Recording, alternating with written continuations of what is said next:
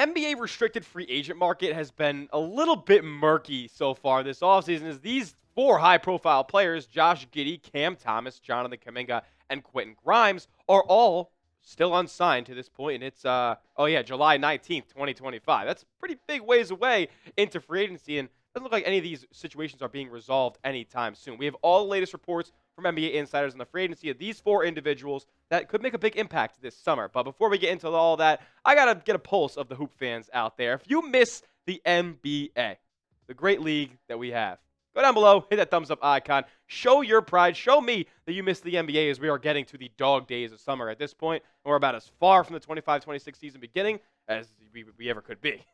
Let's talk about it, though.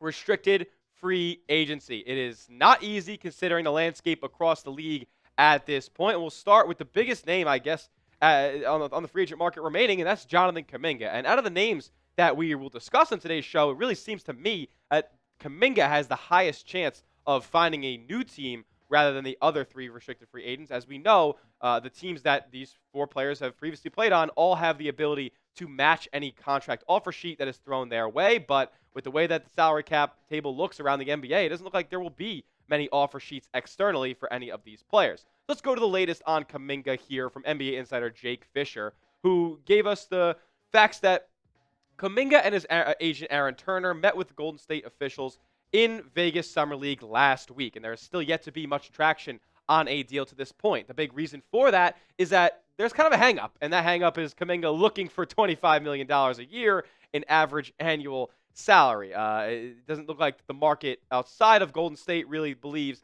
that Kuminga is worth those 25 M's. The Warriors, on the other hand, they're playing hardball too. They want a first-round pick in any sign-and-trade package for Kuminga, and that has yet to materialize in any offer to this point. As far as teams that we've heard have been interested, the Kings as well as the Bulls and Heat, those two on the latter were at the beginning of free agency the most closely linked. Then we heard about a Sacramento Kings offer, including Devin Carter and Dario Saric, and that was buffed by Golden State. They said that was a buy low offer, and we really are back at the beginning, or back at zero, it seems, on the Kuminga front. As far as a team that has jumped into the interest pool right now, we've heard about the Phoenix Suns over the last couple of days emerging as a potential suitor for Jonathan Kuminga. If we think back to February when the trade deadline was going on, the Suns had been interested in Kuminga when the Warriors were trying to materialize a Kevin Durant trade back to Golden State. Obviously, that didn't end up happening, but the Suns have maintained their interest in Kuminga and have been in contact with Golden State officials at the Summer League that reiterating their interest in JK. So what could Golden State get back in a deal for Kuminga? Because if we remember, the restricted free agency is very, very delicate when it comes to making a sign and trade. What would be going back to Golden State in a deal would be 50% of whatever Kuminga's first year salary is. So if he makes $25 million, it's going to be around $12 million. But then after the fact, this is something that I didn't even know for the longest time, is that salary cap matching rules still apply. So Golden State would actually be able to take back a little bit more than half of Kuminga's first year salary in a new deal. But the names are not that enticing. Royce O'Neal, Mark Williams, they just traded for, so they're not going to trade him again. Nick Richards, they're kind of their third center, odd man out right now. Ryan Dunn, really promising first-round rookie. Doubt that they want to give him up. And then Oso Ighodaro is a name that I liked for the Warriors in the second round of the draft last year, so I thought it'd be fun to include him on this list. And there's another name on Phoenix's payroll that is being floated around in a couple different trade scenarios, but it doesn't look like the Warriors are all that interested. As Brett Siegel reported, he's heard that the Suns are interested, but the Suns' main contract that they would want to be dealing in this move is Grayson Allen, and apparently, according to Siegel and the sources that he's heard, that's not a contract that the Golden State Warriors would want to bring back and put on their books at this point. Even though Grayson Allen's a nice 40+% three-point shooter, that's a lot of money tied up over the next 3 seasons. I think Golden State wants their books pretty clean for the foreseeable future. So the most likely outcome, and what we've been hearing over the last couple of weeks from the Kuminga front, is that it looks like he's going to be re-signed with the Golden State Warriors, and not necessarily as a franchise building block, more so under the impression that there would be a trade later down the line, so Golden State could recoup 100% of whatever Kuminga is making at the start of 2025, 2026. And this gets really awkward in my opinion. I don't think it would be in the best interest of Golden State, or even Kuminga for that matter,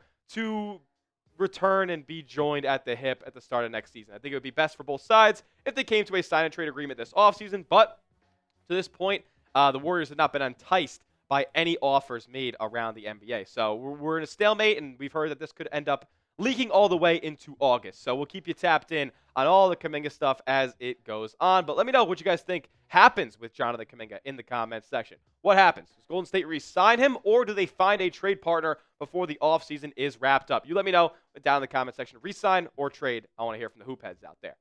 All right, let's move from Jonathan Kuminga to another young talent around the league, and that is Australian Josh Giddey of the Chicago Bulls at this point. And he, out of all the four players that we're talking about on the show, looks to be seeking the most money out of any of these four. And I don't think that's the best course of action right now based on what we've seen around the league. Casey Johnson, the most tapped-in Bulls insider, said that I'm told Josh Giddey had some very constructive conversations with Bulls personnel. I've also heard that they're still pretty far apart on the $30 million a year price tag, but we'll see how it all materializes. Jamal Collier, another Bulls insider, had this to say. He said that Giddey was present in Las Vegas and had lunch with Bulls coach Billy Donovan, according to sources. And Bulls executives were scheduled to meet with Giddey's agent during the week. And multiple sources told ESPN that they expect Giddey and the Bulls to eventually come to a contract agreement, and the two sides have had some positive discussions. So echoing that same sentiment from Casey Johnson. And from the Bulls' perspective, they really can't afford to let Giddey go. They make a trade for him last offseason, dealing Alex Caruso to the Thunder, who ended up being an integral piece to their championship win. So they really can't afford to let the guy that they traded for in that scenario to walk this summer. And there isn't a high chance of that happening. Like I mentioned, there isn't any real room around the league for Giddey to see an offer sheet from another team. So the Bulls are kind of like in a decent position right now. Like they have the leverage, but we'll see how this all plays out. More from Collier here. He said, yet, Giddey has been asking for a contract for approximately $30 million annually. With little cap space available this summer, Giddey's options for alternatives outside of Chicago dried up quickly. They're putting a real past tense on that. It's finito, done. And then he said, giving the Bulls leverage to hold off for a more team-friendly deal. So, and from hearing what we've heard so far, I would say that the most likely outcome for Josh Giddey and the Bulls is that they come to an agreement on something in the realm of $25 million per year. Look, I know Giddey isn't the best overall, get to a jump shot creator or outside shooter or anything like that, but he does a lot really, really well on the basketball court. Elite rebounder, can slither his way, got a good float game, good touch in the intermediate game, and obviously we know how gifted of a passer that he is as well. So he's absolutely worth bringing back here, but when you do have a guy like Josh Giddey, you got to know that he's going to be dominating the ball a lot. Like, he is definitely your point guard, so as long as the Bulls are comfortable with that, I'm sure they'll get something done in that realm of $25 million. From Josh Giddey, we'll go to another restricted free agent in Quentin Grimes of the Philadelphia 76ers. Was last season a member of the New York Knicks, then a member of the Detroit Pistons, then a member of the Dallas Mavericks, and now was traded again to the Philadelphia 76ers and sees restricted free agency this offseason. He's also looking for a $20 million plus payday. This is what Jake Fischer had to say on the latest on Quentin Grimes. And he said that Grimes re-signing in Philadelphia seemed to be the safest restricted free agency bet, but those talks have also dragged on. The 76ers have indicated for some time that they were intent on retaining Grimes, who had a monster March as a scorer for a new injury-depleted team after Philadelphia acquired him from Dallas in February. The expectation persists that both sides will ultimately hash out no less than a 3-year deal. So it looks like, in all likelihood, like Grimes and Philly, they're going to be locked up and in a relationship for the next couple of seasons. Now, Grimes, if he really was desperate and wanted to get out of Philadelphia, which I don't think is the case, he could look for a sign and trade, but from everything that we've seen in the Kuminga front so far, like, it's not really an easy route to go down, especially when you consider the financial constraints that Philadelphia already has. So it looks like he's kind of locked into either re-signing a long-term lucrative deal in Philly, or he could accept the qualifying offer and really gamble on yourself heading into unrestricted free agency in 2026. If you think back to 2017, this did happen. Nerlens Noel was offered a 4-year, $72 million contract by the Dallas Mavericks, and Rich Paul got him to decline that, accept the qualifying offer. Then he proceeded to play 30 games, tear a ligament in his thumb, and play for the vet minimum the following season. So it is a very, very risky gamble. And it doesn't look like that's probably the route that Grimes wants to go down at this point. So the most likely outcome, like Fischer kind of iterated, is that it's a multi-year deal, and he re-signs with Philadelphia. Like, pretty simple stuff here. They're going to get the money to work. It doesn't feel like anybody on the restricted free agency market is really in too big of a rush. So that's why it's everybody's kind of ironing things out, and the teams are playing enough hardball to where they can get the most team-friendly deal done. That's kind of the situation that it feels like right now for Grimes. But this is why you subscribe, because when we hear NBA rumors, new reports about free agents, trades, all that good stuff, we make videos for you guys right here at Chat Sports. So subscribe and turn your notifications on so you never miss a moment of our NBA coverage here at Chat Sports. All right, let's get into our final restricted free agent, and that is Cam Thomas of the Brooklyn Nets. Cam Thomas, a mortal enemy of mine personally. No, I'm just kidding. But he did drop buckets on my alma mater back in the 2021 NCAA tournament. Regardless, though, Cam Thomas, a little bit of a wild tirade there going on Twitter as Zach Lowe made a comment on him that read, "The consensus on Cam Thomas," this is coming from a podcast, by the way, "is that if there is one," because he has a lot of different thoughts around the league, and he's got some fans, he's also got some mega detractors, but the consensus is kind of like empty calories ball hog. And then Cam Thomas kind of goes crazy on him and says, "The consensus? F you and the consensus," adds Zach Lowe. "This is the most likely the same consensus teams who can't guard me and send double teams from jump ball. Why are we double teaming a guy who's, quote, not that good? Make it make sense, please." My whole thing about that is, like, I don't really see Zach Lowe anywhere in that statement saying that Cam Thomas isn't that good.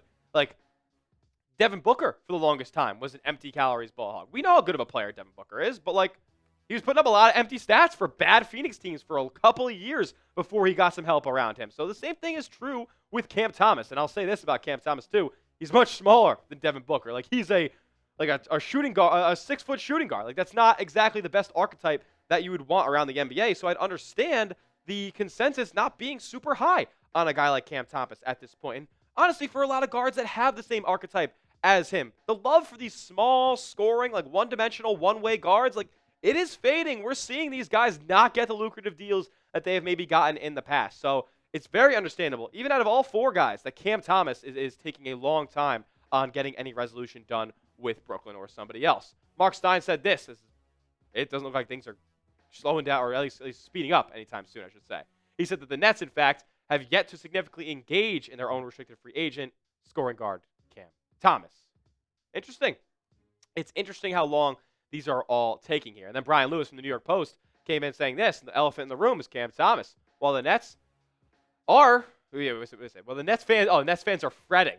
A league source at the sides are in no hurry, likely like all of the restricted free agents right now. Giddey, Grimes, Kuminga. So it's all kind of coming to place together here. Restricted free agency is a bitch, and these players are, unfortunately, like just matter of circumstances around the NBA right now, are reaping the, I guess it's not so rewards of the whole situation. But the most likely outcome, in my opinion, for Cam Thomas is that he resigns in Brooklyn. But I don't necessarily think it's going to be this long-term, like $25 million a year deal. I'd imagine it's something in the realm of like a 2 for $40 or like a 3 for $60 with a team option or something like that. So Brooklyn has further flexibility later down the line. I'm sure they don't view Cam Thomas as a franchise building block here that can lead them to a championship. So with that being said, we've talked about 4 restricted free agents so far on today's show. We talked about Jonathan Kuminga, Josh Giddey, Quentin Grimes, and Cam Thomas. You let me know.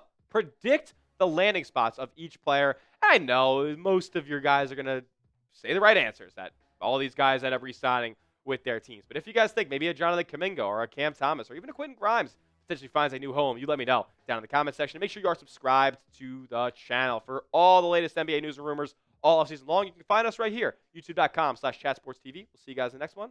Peace out.